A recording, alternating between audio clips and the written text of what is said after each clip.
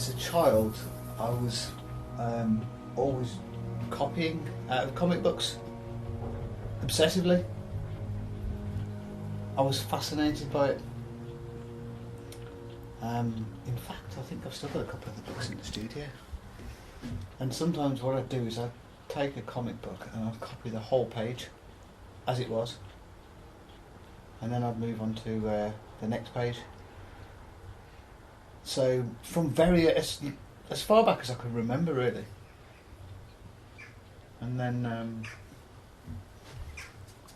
when I took more interest at school, I started to draw different subject matter, and then I got into music and started drawing the band members and the band artwork. I started off with Guns N' Roses, so that was great. There was so much to copy there. And was there art in the house, in your family? Not really, no. No, they were my family were slightly bemused, really, as to where it had come from. And I was always drawing, copying, making stuff, doing sculptures in snow. I've got this here. I don't know if it was about 10 or 11, but I carved that out of a bar of soap. Do you remember the first time you became aware of other artists or artists that influenced your style? Yes, I do. I was still quite young, and one of the first artists to really influence me was Salvador Dali. And I saw his work, and it blew me away.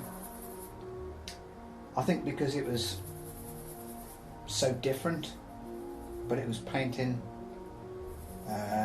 unusual, surreal images with the everyday put into different situations. And the elephants, the real long-legged elephants. Yeah, it was Salvador Dali. And when I was at school, especially in high school, I was fortunate enough to be taught by Mr. Bottomley, Erwin Bottomley, and he was one of the biggest inspirations in my life. He sort of really fed a fire inside me for art, and he was always telling me about the Impressionist artwork. He was obsessed with it, about the colour, how beautiful they were. He'd tell me about his trips to the places where the Impressionists did these paintings, and he'd do his own version. He used to take me down the pub at lunchtime and tell me about all these tales. It was fantastic, and to this day, because of his teaching, I don't use black. I still don't use black because he warned me against it. Yeah, totally. So yeah, then I got into the Impressionists, and especially Monet. I really did like Monet's style, and today I still run classes and get people to copy Monet paintings because it's such a fun and quite accessible technique for everyone.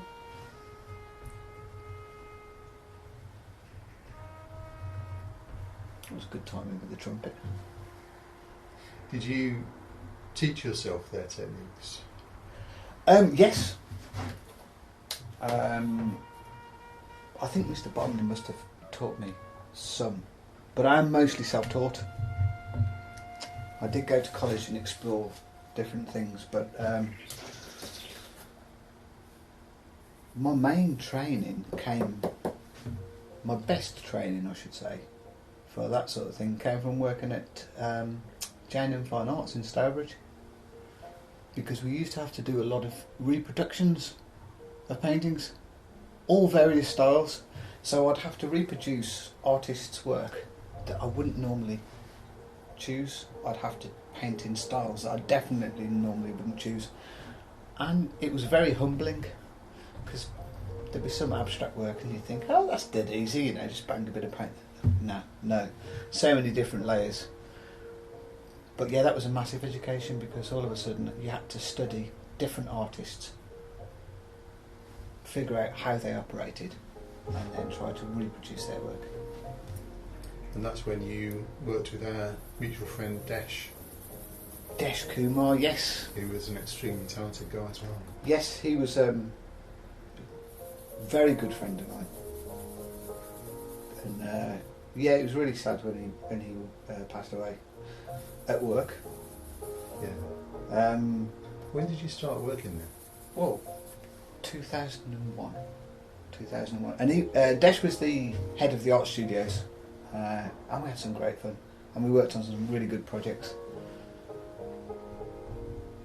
That was a great thing about that company. She did get to work on some nice, exciting projects.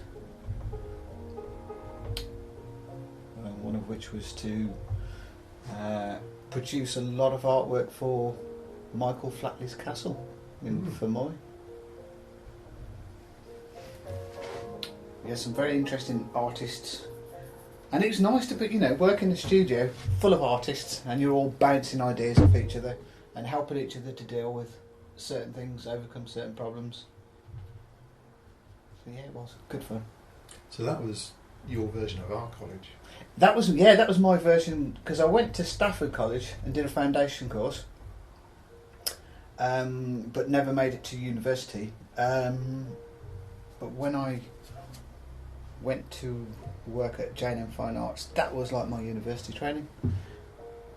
And all of my friends who had gone to university to do art, when they came out, they weren't interested in doing art anymore. Absolutely no interest.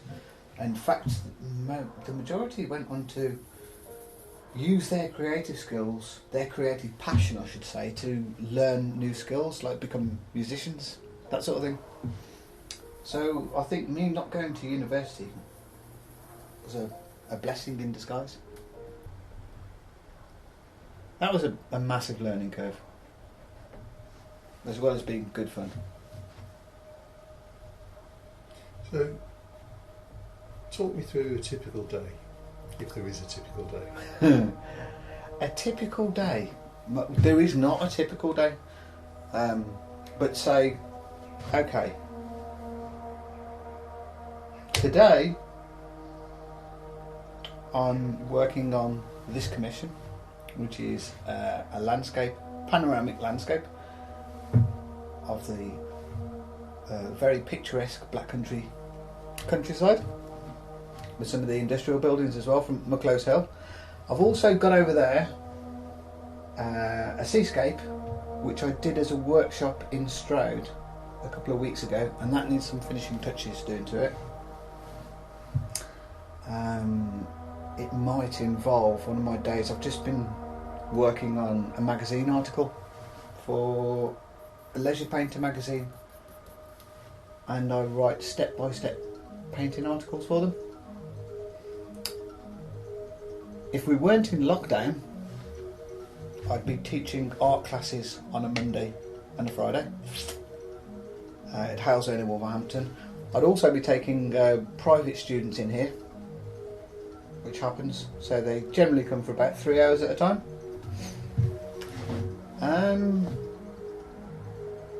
And then occasionally I get to work on my own work. But it's been so mad this year, I haven't been able to work on a painting for myself since February, and we're now in November, and I'm still struggling to get onto one of my paintings down there. But yeah, I mean, as well as this, occasionally I do little bits of engineering work, and I also do little bits of work as an outdoor instructor.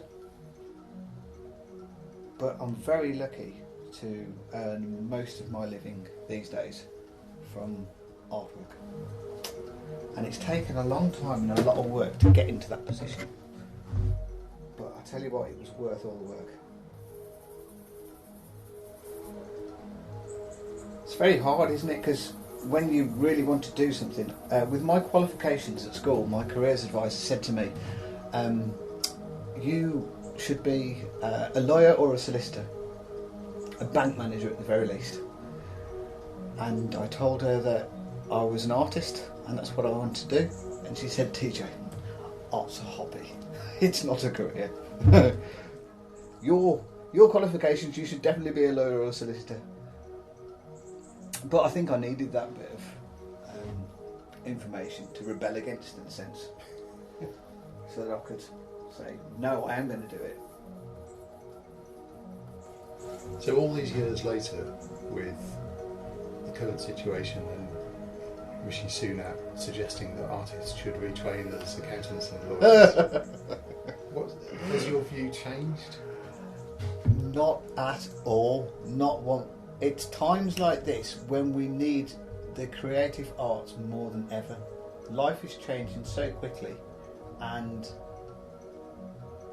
creative people are very good at being adaptable to a situation, and we need those sorts of people to help guide humanity towards different ways of living. The Earth's not in a good state, and society's not in a good state, so we need to find better ways of living, really.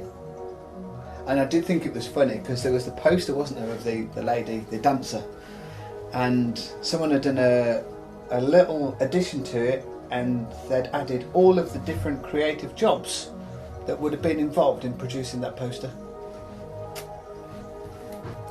Yeah. Say no more.